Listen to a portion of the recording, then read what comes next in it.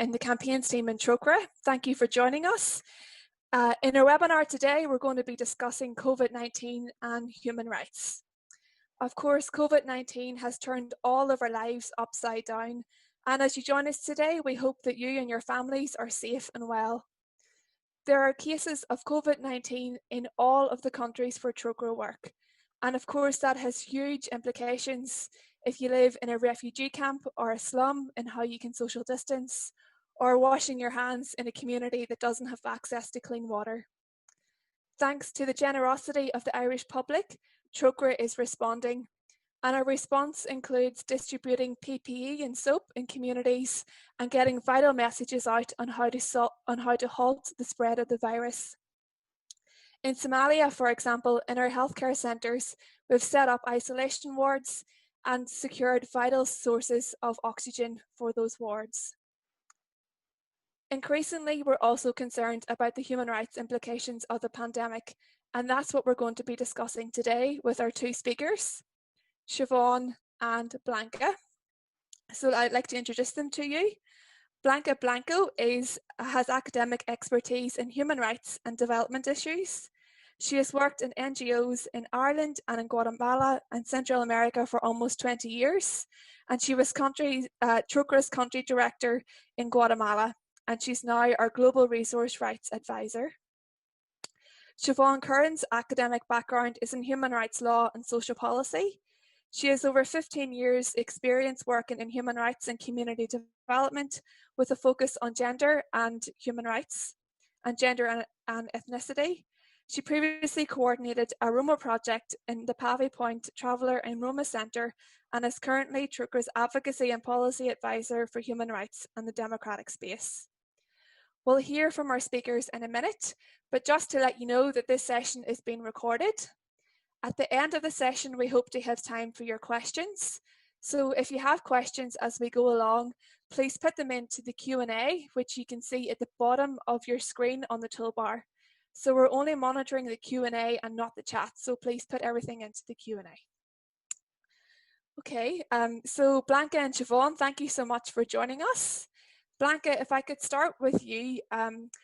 In the countries where we work, Trocaire works through partners, so local organisations run by local people who understand the local context.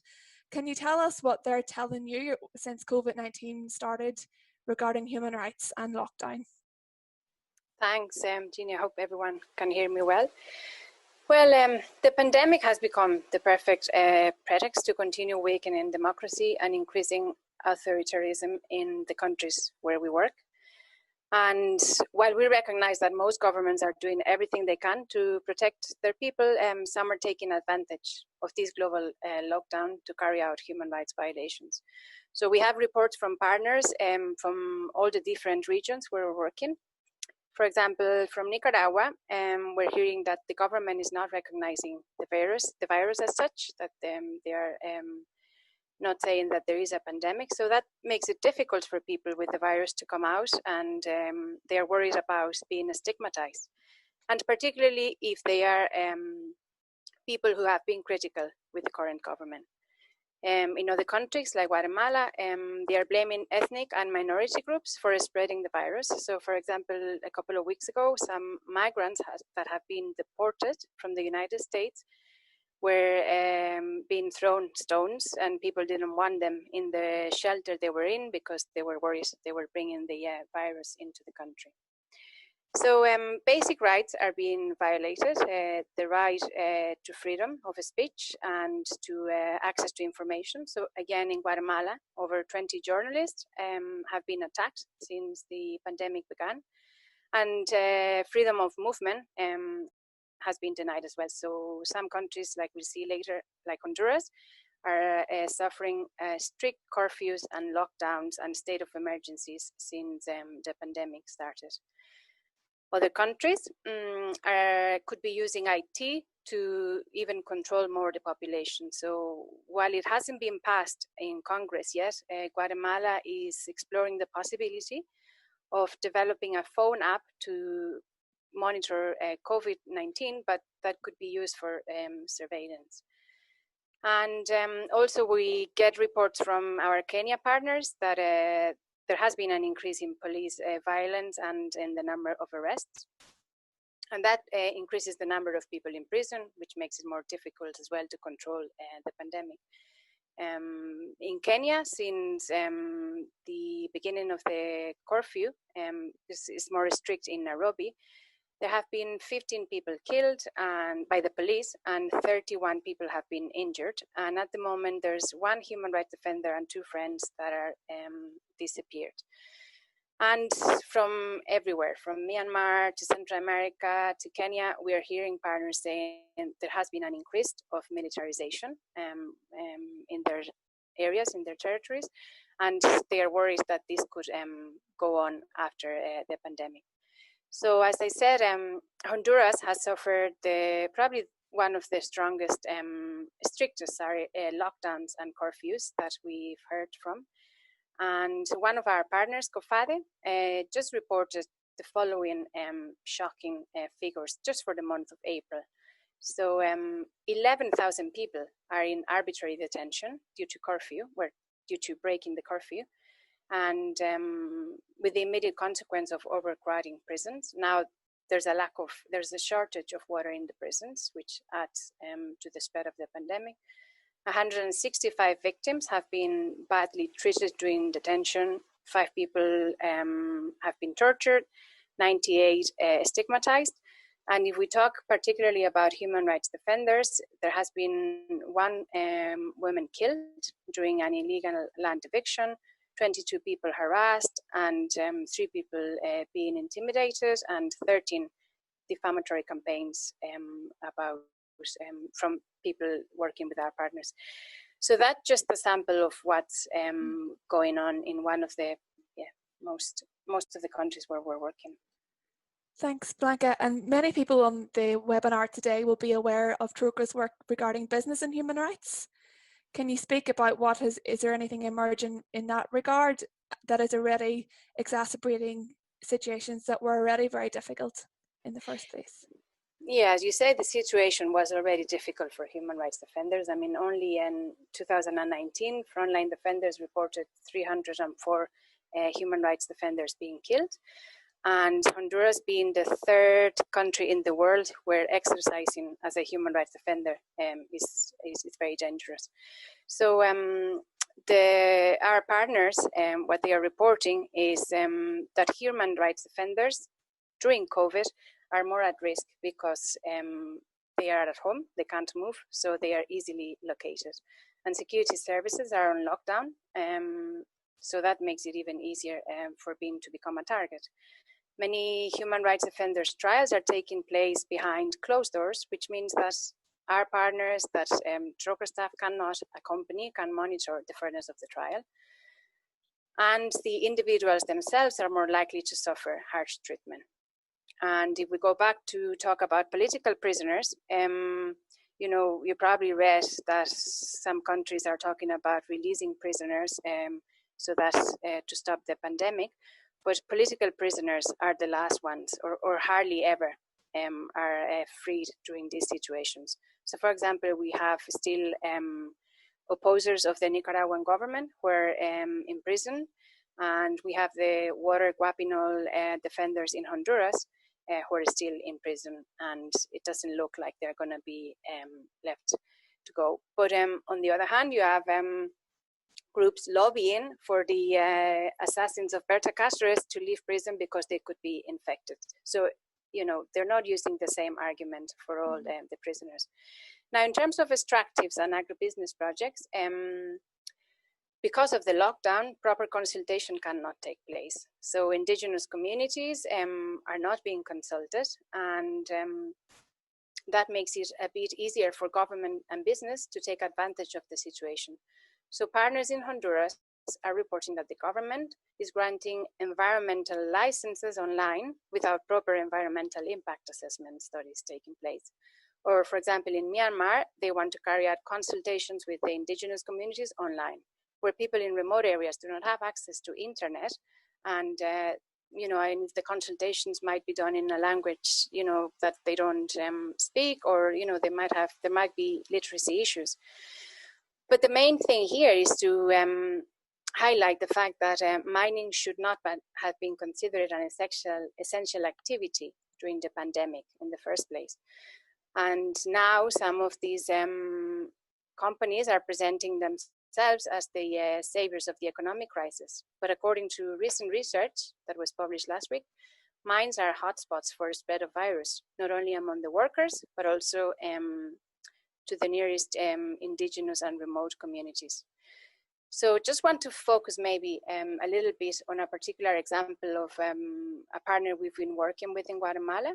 For nearly years, the Xinca people in Guatemala have held peaceful encampments against a mine, and there's a court order to suspend the mine at the moment.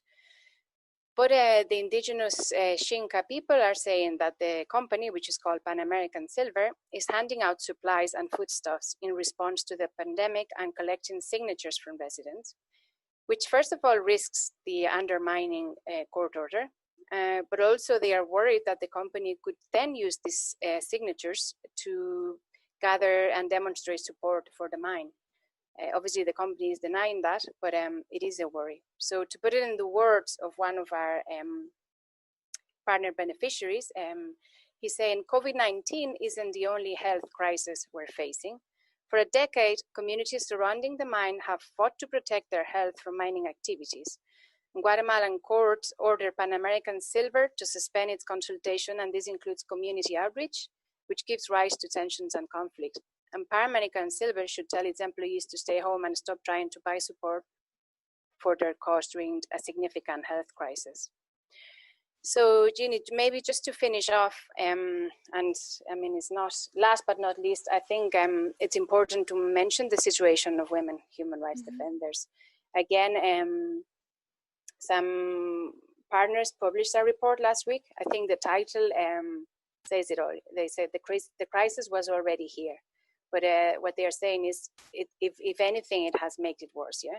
So from 8th of March to last week, they recorded 44 alerts of women human rights defenders in Central America that had been attacked, and 25 of them were in the framework of COVID. So the militarization is obviously making a more difficult situation for women to protest, to come forward about violence against them. They're being victims of defamation campaigns on the web, and all the other issues around the lockdown of a pandemic. The extra burden of working from home for these women human rights defenders, the increase in domestic work, even sometimes more prone to GVB at home, and also the feeling of being excluded from responses against COVID around their needs, their emotional and psychological health needs. So I think I'll leave it at that, Jeannie, and then if people have questions, I'm happy to respond. Great, thank you very much, Blanca. So I can see that some people have joined us, which is great. You're all very welcome. If you do have questions, we hope to have time at the end. So please type them into the Q&A, which is on the toolbar along the bottom of your screen. And Siobhan, if I could just come to you now. Many people joining us will have taken action on our campaign last year, which urged the Irish and UK governments to constructively engage in the process to create a binding treaty on business and human rights. And this would be an important global step in holding companies to account for human rights violations. We're also calling on Ireland and the UK to introduce legislation which would hold companies to account and urge them to ensure that they protect the people and planet. Can you tell us a bit more about that legislation and why it's more important in the context of a COVID-19 recovery? Yes, thank you. Thanks, Jeannie. Thanks, Blanca. Yes, so I suppose, we're calling for legally binding regulation for corporations with respect to human rights, and it's at the three levels that you've identified there. So the domestic level, also the EU level, and then at the global level, which would be through a UN treaty to regulate corporations. And the reason we are calling for this is because there is such a recognised gap in accountability for corporations with respect to human rights, particularly transnational corporations. And I suppose there's been a litany of human rights abuses by corporations, sometimes complicit with states who are looking to attract investment. And if we look at the trends globally, there's weak regulation by states for corporations, and then there's weak accountability or liability for corporations, but also it's very hard for victims of corporate human rights abuses to access justice.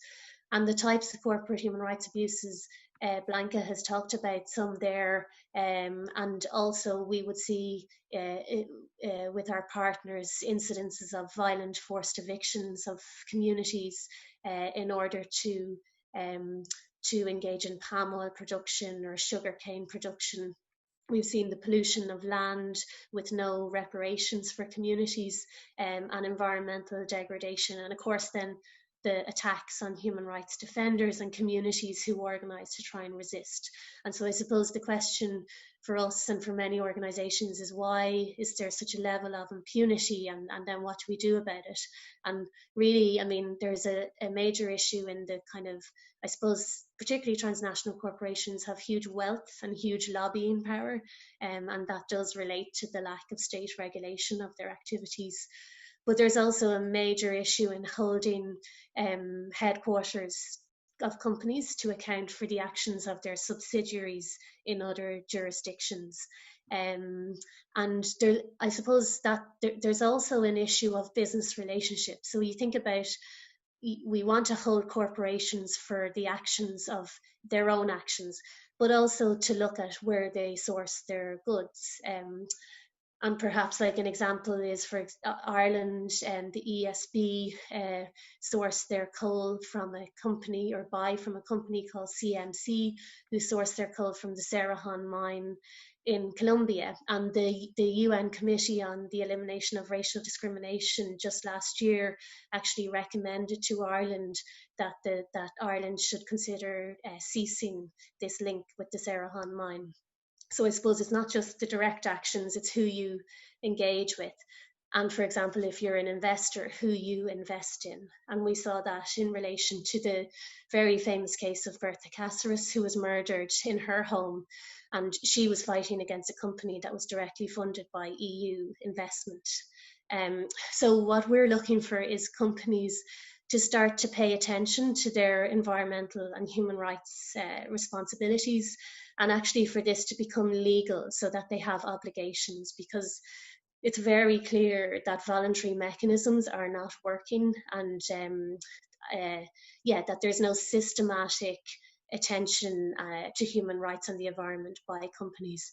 And so just a few points in relation to COVID-19. So I mean, because everything I've just talked about, of course, was in existence before the pandemic, but as Blanca has said, the COVID-19 has really exacerbated human rights issues in relation to corporations, and shone a spotlight on this. And I suppose there's a real fear that as we face into a global recession, that human rights and environmental standards will be lowered even further by states in order to attract investment.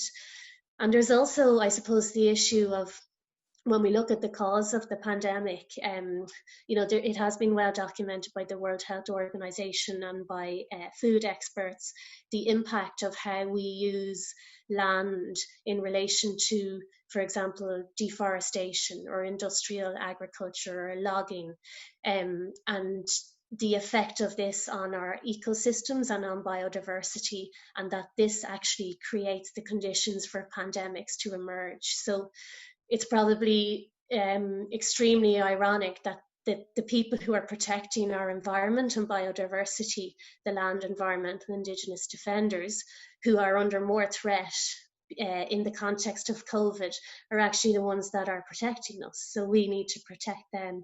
And so there are a range of ways in which we can do that. But the legally binding regulation at all these levels is one way. And within such regulation, there would be protection for human rights defenders and communities. And I suppose the last point is we have relied on voluntary mechanisms for decades in relation to corporate regulation. So it's time to recognise that this isn't working.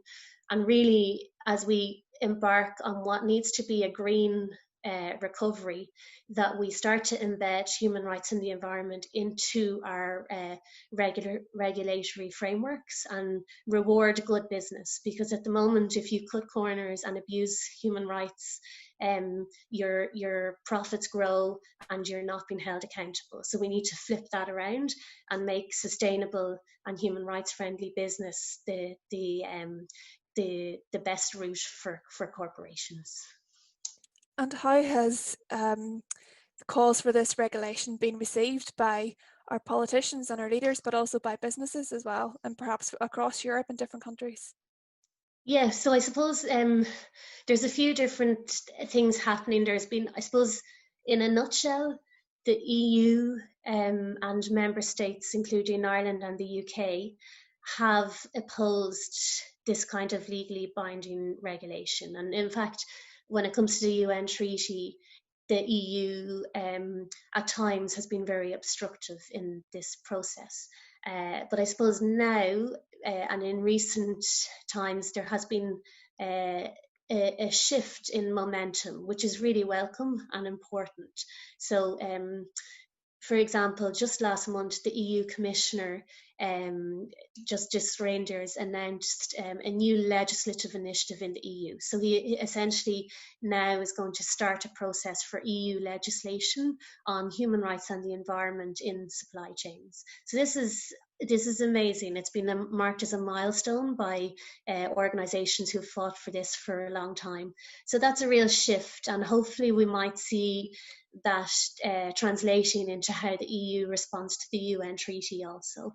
I think we always need to remind ourselves that there are powerful interests at play who do not want to see this legislation, and we really need to be aware of that and lobby effectively, and I suppose campaign in order to make the argument as to why this is needed.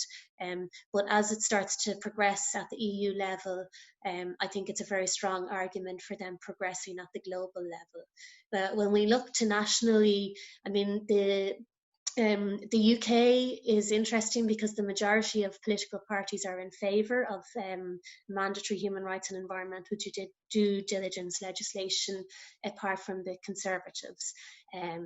Obviously, that's very problematic given the makeup of the government, but there is a very strong coalition in the UK of civil society organisations who are going to be campaigning very heavily for the introduction of this legislation. And similarly in Ireland, the government's response or approach up until now has been to see voluntary mechanisms be just to bring business along rather than to regulate.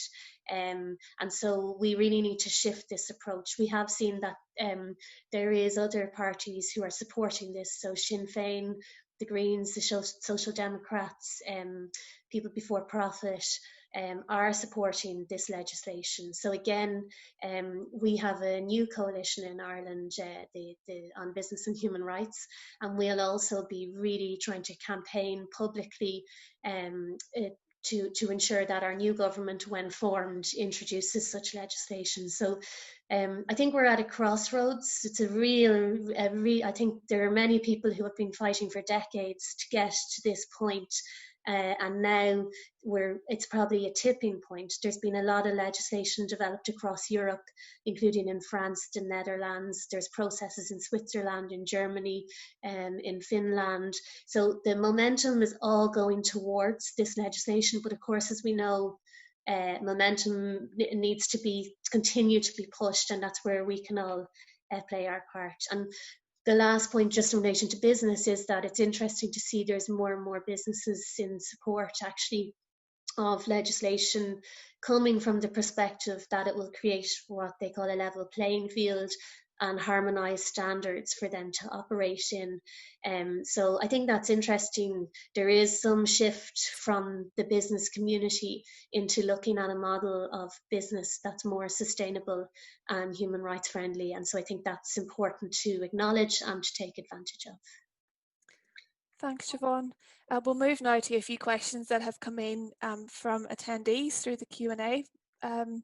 So the first one here, how are Trocaire partners responding practically to the lockdown restrictions and potential human rights abuses?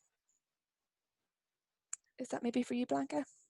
Yeah, thanks, Jeannie. Well, obviously restriction of movement has made it very difficult for our partners to monitor particularly human rights violations. But they're still trying to do so, and they're coming up with innovative ways to carry out their work. For example, they're using their connections to community leaders in remote areas. They're having more regular contacts on the phone to check on the situation on those communities. We're also helping them to develop tools to be able to provide phone counseling on the phone to human rights offenders, for example. Also a lot of networking at country level. So in some cases, getting a pass or a safe travel document to go with humanitarian missions so that they can monitor that things are okay at community level.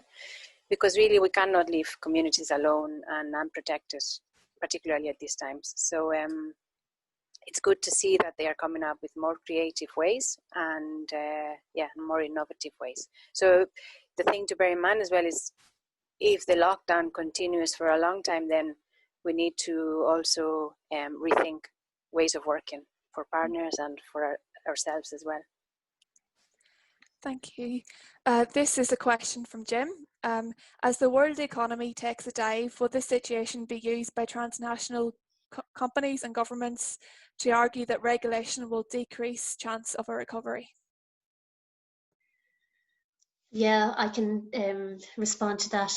Yes, I think it really can. I think that will be the real fear. I think the point is to, I think there's a few points that we would really articulate in that context. One is that human rights and respect for the environment has to take precedence over everything else, and we need to, recognize and change this dominant business model, because if a business model results in the killings of human rights defenders or judicial harassment or degradation of the environment and public health, it has to change.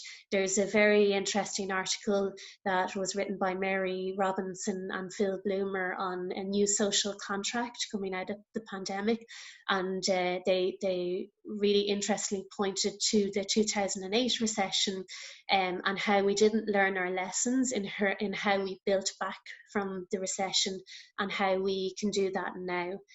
So yes, I think every argument in the book will be used against such regulation, and so we'll have to be really, really strong in terms of articulating the primacy of human rights. Okay, and if so, I can see there's a number of questions that have come in here, but I think that Siobhan may have answered some of them as we went along. So just there's another one coming in here.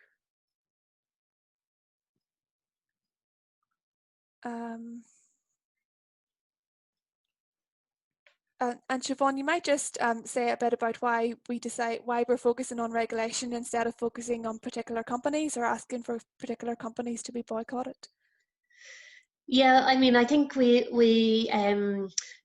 really want to get to the root cause of this, and in the analysis of that, it's very clear that it's the regulation that allows for companies to abuse human rights. So I suppose the reason we're focusing on that is for a systematic approach, because there are excellent organizations who do actually do that work of focusing on particular companies, which is also, I think, it is very important. Where we wanted to play our part was in that kind of systematic change. Yeah, and also there's just a few questions here about other organisations in Ireland who are campaigning on this issue, and I know you've already mentioned the Coalition on Business and Human Rights, which has been set up. If you wanted to say a little bit more about that work. Yeah, so the Coalition is there's a group of over 20 organisations, so it includes ourselves, Frontline Defenders, Oxfam, there's academic representation from Trinity, there are organisations like the Latin American Solidarity Centre, and a number of others. So I suppose it's the National Women's Council of Ireland, and I suppose it represents human rights and development organisations, and we have three specific aims, looking at Ireland supporting the UN treaty, also Ireland developing the mandatory human rights and environmental due diligence legislation, and then also looking at trade and how trade might relate to human rights, specifically relating to business. And so this coalition will become more active and visible over the next few months. But I think it does kind of demonstrate the widespread support for this type of regulation across civil society, and the fact that this is an issue whose time has really, really come. I mean, there's decades of impunity by corporations with respect to human rights, and really, we all have to play our part now in making that stop. Okay, great, thank you. And then just because many people were involved in the campaign around the binding treaty, which you've spoke about, could you say a little bit about what the next steps are regarding that as well? Yeah, so there's been great progress in some ways. I mean, we're now approaching the 6th session. There's a session every year to negotiate a new version of the treaty. The next one will be in October. And what we have seen is Ireland has now become part of a group of EU member states who are pushing for the EU to engage in this process.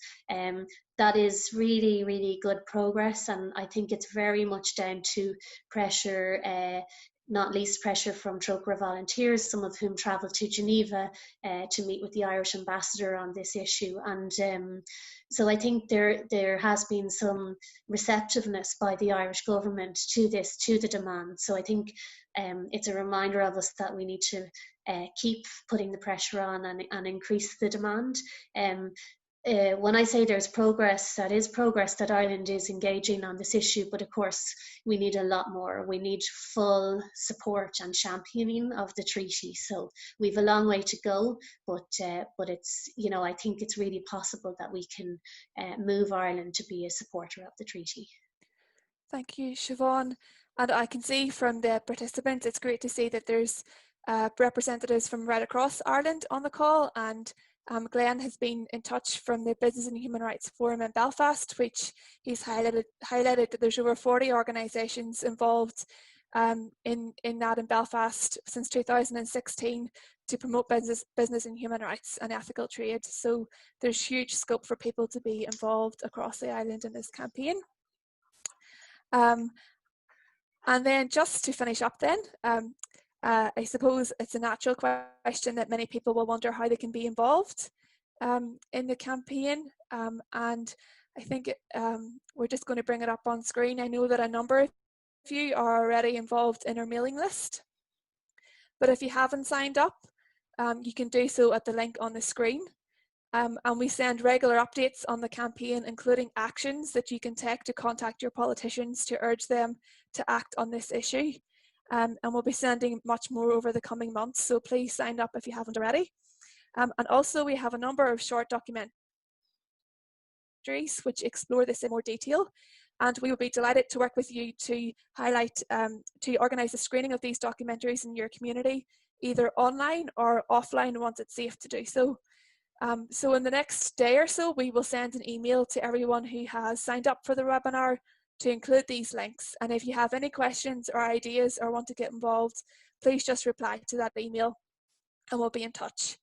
And lastly, we just wanted to say a thank you to everyone who has returned their Trocaire box this year. We really appreciate your generosity. And if you haven't done so yet and you would like to, there's more information on our website on how to go about doing it. And that's all we have time for. Siobhan and Blanca, thank you so much for your contributions, and thank you to everyone for joining us. There were 70 people on the call at one point, which is great support. Thank you very much. So thank you. We look forward to keeping in touch. Goodbye. Thank you. Thanks.